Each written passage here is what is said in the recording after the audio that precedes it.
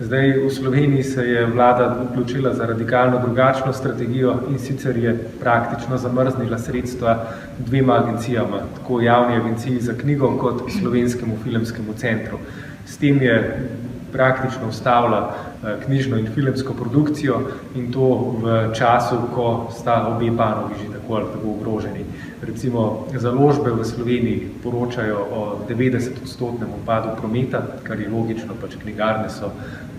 zaprte, knjige se ne prodajajo drugje kot na internetu in zdaj jim je še vlada praktično onemogočila pridobivanje sredstev na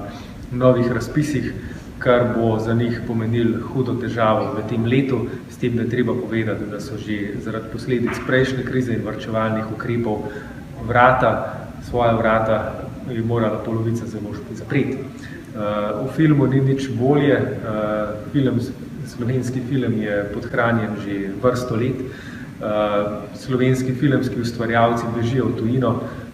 imate Roka Bička, ki zdaj ustvarja v Zagrebu, imate Mitjo Okorna, ki ustvarja na Poljskem, Olma Mrzuja, ki ustvarja na Češkem, skratka vsi,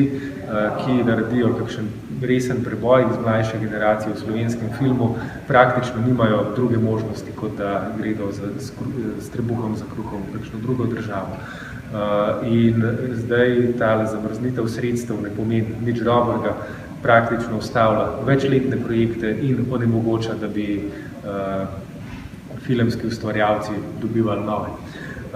Mi bomo zato zahtevali, oziroma smo zahtevali sklic nujne seje, kjer bomo predlagali več sklepov, ki gredo v smer, da se ukine vse varčevalne ukrepe, ki vztrajajo še od prejšnje krize, da se končno na primeru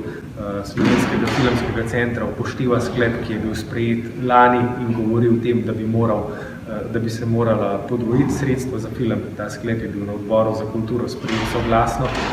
vključno z strankami sedanje koalicije, ki so ga podprle, pa se to ni zgodilo. In ministru bomo predlagali, naj realizira to, kar je tudi sam obljubljal ob svoji kandidaturi za ministra, sicer da bodo sredstva za kulturo povečana na obljubljena 2% BDP-ja.